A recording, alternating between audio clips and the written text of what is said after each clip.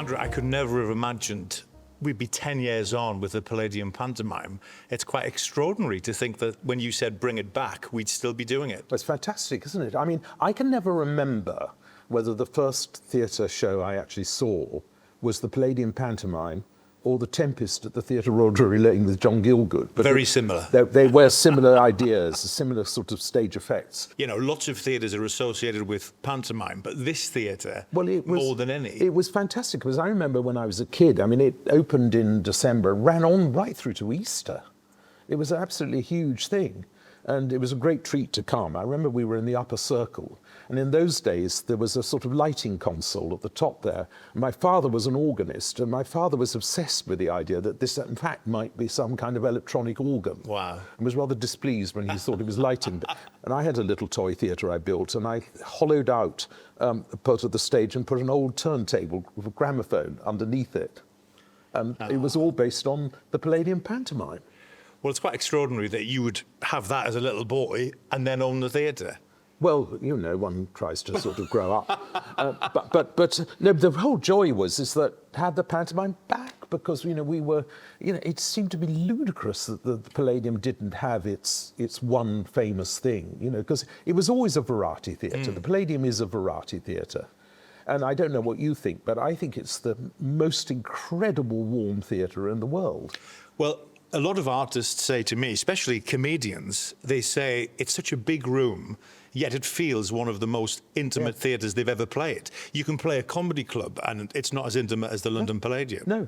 I mean, I used to, you know, sometimes come on the stage here at night, and literally, if I was sort of feeling a bit low, I would come on the stage here at the Palladium, literally 1 a.m, and look at the auditorium, get the night watchman to open it up, and just stand there and say, that's why I came into theatre.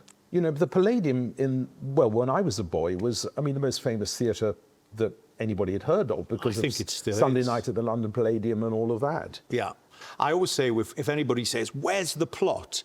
I always say the thing about the Palladium pantomime is this is the home of variety. So the show is a variety pantomime. Yeah. You can go to Hackney or the Lyric Hammersmith and see a more narrative-based show, but here you allow artists to do what they're good at, which is why, you know, when Elaine Page played Queen Rat, we famously, as you know, Don Black rewrote a lot of the lyrics to many of the songs you wrote. Yes, I was going to talk to you about that. Julian always said to me, the great thing is you walk on with your arms out and you get a round of applause for doing nothing. But he's carried on. Have you tried it? Oh, shriek. There I am. The magic of the whole thing It's me. is just seeing an ordinary audience who perhaps don't come to the theatre at any other time, just surrendering completely. Come on, let's surprise Andrew Lloyd Webber. I want to be called for by Aladdin. Doing good. I want to pop up through the star trap. Okay. And be the object that Aladdin wants. I was very disappointed that I didn't get you to do one of our King Richard. Where's the cake? No, I would have liked to have done that. Oh, look at that. I would have liked to have done that. Beautiful. Thank you. Is it real?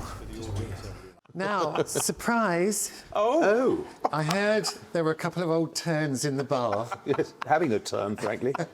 and I thought you'd like a cake. Look at that. Oh, look at that. Thank you. I thought it was a hat. Well, One of your costumes. you wanted it to be a hat. Well, I know, I'm a bit worried about it. Hello. Look, it is actually real.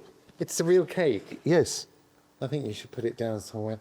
Let's find a minion. I'm What are you licking talking it. about? Are you talking about me? We've been talking a lot about you. Anything you want to know? I'm an open book. Well, absolutely.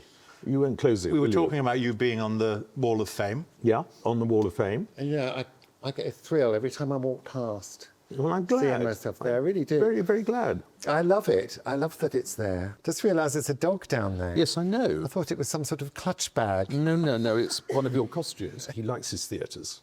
We've been talking about the surprise, my surprise, I think your surprise, that 10 years on, we're still here. I know. I was thinking about that this morning. But I remember you coming into my dressing room in Birmingham and saying we're going to do the Palladium, because we thought it would just be once. Well, it's taken over, I mean, as the sort of the event for Christmas in London, doesn't Well, it? thank you for employing me for all these years. Well, it's him. I don't do You anything. can't get rid of me now. No, we don't want to get rid of you, far from it. It's like knits. What was the first panto you saw? What was the first moment you remember? My father was a policeman and at the Police Social Club in Kingston-on-Thames. Not a policeman in a pantomime. No, he was a proper officer one. of the law. A man with a truncheon. Cinderella it was. Oh, yeah. And the Ugly Sisters terrified me. Semi-professional. Yes. A bit like what we do. Yes. I feel very privileged to be in this theatre and doing this show, and shocked by the audience's love for it. Mm. You all right? Fine. Did you not guess it was me?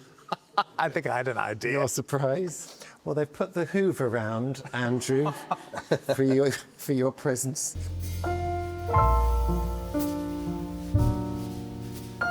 Obviously, that was the first one. That was the first That one. was the year one, which was about 3 hours long. Then we learnt our lessons here. That was the very first. That was the very first one. And then this was the Olivia Award-winning Dick. Oh, yes. Dawn, we got Dawn for Snow White, which was... It really took off then, I think, kind of, you know, really things changed then. Then it was when the summer thing started. So Andrew called me and said, I've got a show with your name on it. And I went running around to the office and he said, I'd like to give you the rights to Joseph and the Amazing Technicolor Dreamcoat and the Palladium for next summer, which was, you know, quite a thing. And that was a huge success. So Goldilocks was that Christmas, which O'Grady came back for. Yeah.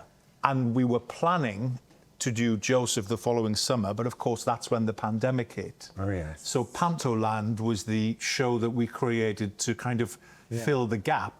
But it was actually, even though we only ran 6 performances, it was actually rather good. It was. And I think I burst into tears in your dressing room because we'd worked so hard You're not the first.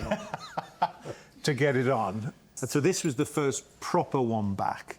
This is the year Mark Walters joined us as the set designer, and actually the show got 3 Olivia nominations that year. And then Wizard of Oz in the summer, and then having had French, we thought we must have Saunders. This is a career before me, this is scary. And then, of course, the title role in Robin Hood. Was that last year? That was last year. Seaman. Seaman, yes, Seaman was in Peter Pan. And here we are for Sleeping Beauty, King Julian, 10 years on the throne. But there we are. Well, it's pretty extraordinary. Very fitting, if I may say, Michael, that you got this room. No, thank you. He's very happy to be up on the wall, and I'm very happy to have this room. On that, Jen, should we have some cake? Oh, yes. Oh. Rock hard. Times I've said that. Am I coming in here or right down to the bottom? I don't know what I'm doing. That's a big Get a plate. one for you, Andrew. I know, I thought you'd do that. When you get cakes like this, when we're doing this show, you just put it in the green room for all the ensemble. Yes. And it's gone in 10 minutes. No, Mojito, there's nothing here for you. Mojito, you don't want that cake. Doggies don't have cake, do they? Mojito, do you want a bit of cake then, do you?